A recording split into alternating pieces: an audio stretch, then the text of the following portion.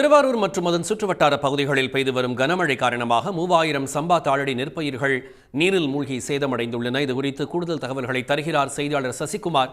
சசிகுமார், விவரங்கள் என்ன? திருவாரூர் மாவட்டத்தில் கடந்த 2 நாட்களாக தொடர்ந்து பெய்த கனமழையின் காரணமாக திருவாரூர் மாவட்டம் முழுவதும் சம்பா தாளடி நெற்பயிர்கள் நீரில் மூழ்கி சேதமடைந்து வருகிறது.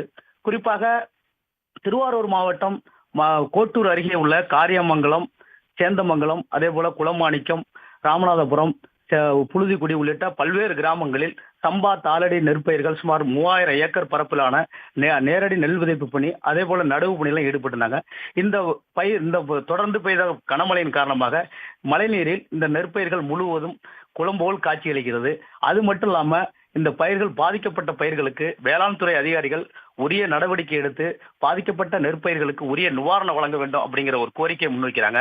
அது மட்டும் இல்லாமல் தொடர்ந்து அந்த பகுதியில கோட்டூர் ஒன்றியத்திற்கு உட்பட்ட பல்வேறு கிராமங்கள்ல இதே மாதிரி தொடர்ந்து பல்வேறு இடர்பாடுகள்ல, அதாவது இயற்கை சீற்றங்களால பெரிதும் பாதிக்கப்பட்ட ஒரு விவசாயிகளுக்கு இந்த ஒரு 6 ஆண்டுகளாக குறிப்பாக அவர்களுக்கு பயிர் காப்பீட்டு தொகையை மத்திய அரசு வழங்கவில்லை அப்படிங்கிற ஒரு கோரிக்கையை முன்வைக்கிறாங்க.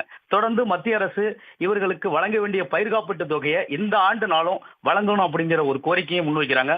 அது மட்டும் இல்லாம தொடர்ந்து பல்வேறு நெருக்கடிகளுக்கு ஆளாகி வரும் தமிழக விவசாயிகளுக்கு மத்திய அரசு போதுமான நிதியுதவி வழங்கி நிவாரணத்தை வழங்குவதற்கான நடவடிக்கையை மத்திய அரசு கையாள வேண்டும் அப்படிங்கிற ஒரு கோரிக்கையை முன்வைத்து தமிழ்நாடு முதலமைச்சர் தமிழ்நாட்டு விவசாயிகளை உடனடியாக பாதுகாக்கும் வகையில் கோட்டூர் பகுதியில் பாதிக்கப்பட்ட நெற்பயிர்களுக்கு உடனடியாக நிவாரணம் வழங்க தமிழக அரசு முன்வர வேண்டும் என்ற ஒரு கோரிக்கையை முன்வைக்கிறார்கள்.